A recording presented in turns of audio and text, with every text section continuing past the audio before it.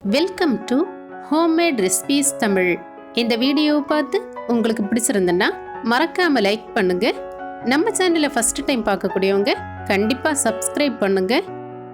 Daily நமக்கு இருக்கக்கூடிய tension, சாதத்துக்கு என்ன குழம்பு வைக்கலாம், டிஃபனுக்கு என்ன குழம்பு ரெடி பண்ணலாம்னு தான்.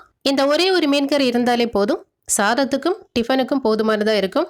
ஒரு சொட்டு எண்ணெய் கூட யூஸ் பண்ணாமல் ஒரு டேஸ்டியான ஃபிஷ் கறி, அதுவும் எங்கள் ஊர் ஸ்டைலில் இன்றைக்கி நான் ரெடி பண்ண போகிறேன். இதுக்கு நான் எடுத்துருக்கக்கூடிய மீன் அயலை மீன் தான். எந்த மாதிரியான மீனாக இருந்தாலும் இந்த மீன் குழம்புக்கு நல்லா தான் இருக்கும். இருந்தாலும் சீக்கிரமாக வேகக்கூடிய மீனாக இருந்ததுன்னா ரொம்ப நல்லா இருக்கும். இனி இந்த ஃபிஷ் கறிக்கு தேவையான அரைப்பு ரெடி பண்ணலாம். இதுக்கு ஒரு பெரிய மூடி தேங்காவை துருவி எடுத்து மிக்ஸி ஜாரில் சேர்த்துருக்கேன். அடுத்ததாக இது கூட 15 போல் சின்ன வெங்காயத்தை இதே போல் 2ஆக கட் பண்ணி சேர்க்கணும். சின்ன வெங்காயம் சேர்க்கும் போது இந்த கறி நல்ல டேஸ்ட்டாக இருக்கும்.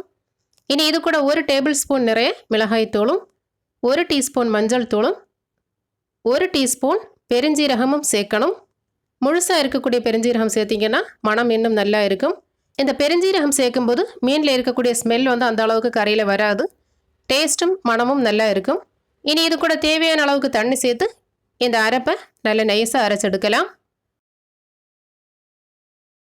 நம்ம அரைப்பு அரைக்கும் போது சரியாக அரைக்காமல் இருந்தோம்னா தேங்காய் தனியாக தண்ணி தனியாக பிரிஞ்சிருக்கும். இதே போல் நல்லா நைஸாக அரைச்செடுத்துட்டோன்னா நம்ம தேவையான அளவுக்கு தண்ணி சேர்த்தாலுமே இந்த கறி நல்லா தான் இருக்கும். இப்போ மீன் கறிக்கு தேவையான அரைப்பு ரெடி பண்ணியாச்சு. அடுத்ததாக புளி ஊற வைக்கலாம். இதுக்கு நான் ஒரு லெமன் சைஸ் அளவுக்கு புளி எடுத்திருக்கேன். இதை நல்லா சுத்தமாக கழுவி எடுத்து ஒரு பவுலில் தண்ணி ஊற்றி ஊற வைக்கலாம்.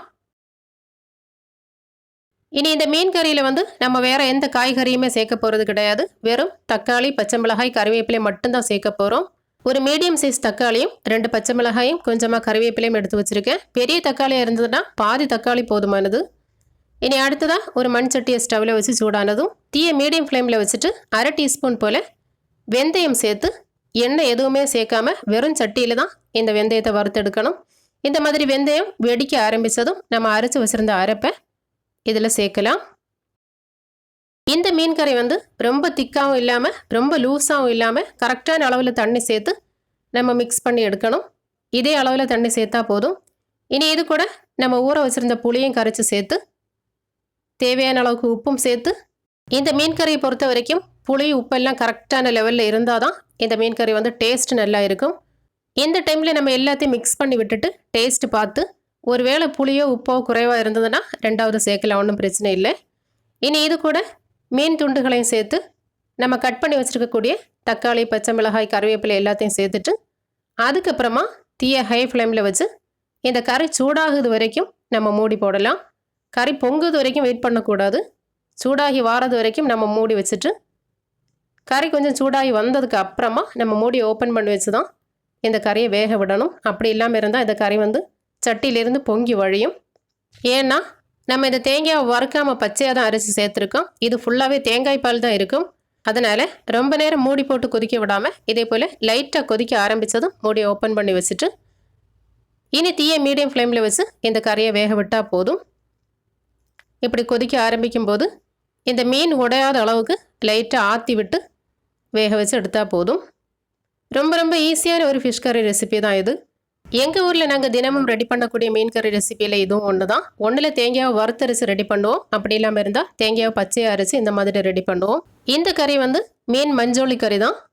நம்ம வறுத்தரைச்சி பண்ணக்கூடிய கறி மிளகு கறின்னு சொல்லுவோம். அந்த ரெசிபி நான் ஏற்கனவே அப்லோட் பண்ணியிருக்கேன்.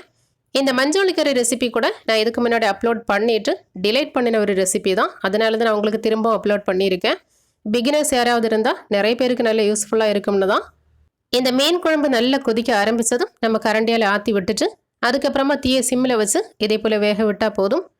மீன் வெந்ததான்னு நம்ம செக் பண்ணி பார்த்துட்டு மீன் வெந்த உடனே ஸ்டவ் ஆஃப் பண்ணி அப்படியே மூடி போட்டுட்டு அதுக்கப்புறமா நம்ம சாப்பிடும்போது எடுத்து பரிமாறினா போதும். ரொம்ப ரொம்ப ஈஸியாக ரெடி பண்ணக்கூடிய ஒரு சூப்பரான ஃபிஷ் கறி ரெசிபி தான் இன்றைக்கி நான் உங்களுக்கு காமிச்சு தந்திருக்கேன். பிகினர்ஸ் யாராவது இருந்தீங்கன்னா கண்டிப்பாக ட்ரை பண்ணி பாருங்கள். இது உங்களுக்கு நல்ல யூஸ்ஃபுல்லாக இருக்கும். இந்த மீன் கறியில் நம்ம மீன் மட்டும் இல்லாமல் மீனோட தலையும் சேர்த்து தான் வேக வச்சுருந்தோம். எப்படி உடையாமல் நல்லபடியாக வெந்திருக்கு பார்த்தீங்களா? இதே போல் வேக வச்சு எடுக்கணும். இந்த மீன் கறியை பொறுத்த வரைக்கும் நம்ம சோறு கூட மட்டும் இல்லாமல் எல்லா வகையான டிஃபன் கூடயும் வச்சு சாப்பிட முடியும். நல்ல டேஸ்ட்டாக இருக்கும். ஒரு சொட்டு எண்ணெய் கூட சேர்க்காம ஒரே ஒரு மூடி தேங்காயில் ஒரு சட்டி நிறைய கறி ரெடி பண்ணியாச்சு. இன்றைக்கி நான் பண்ணினேன் எங்கள் ஊர் ஸ்டைல் மீன் கறி ரெசிபி. உங்களுக்கு பிடிச்சிருந்துன்னா வீடியோவுக்கு லைக் பண்ணி மறக்காமல் ஷேர் பண்ணுங்கள். இதே போல நீங்களும் ட்ரை பண்ணி பார்த்துட்டு மறக்காம கமெண்ட் பண்ணுங்க. மீண்டும் இன்னொரு ரெசிபியில சந்திக்கலாம். தேங்க்யூ.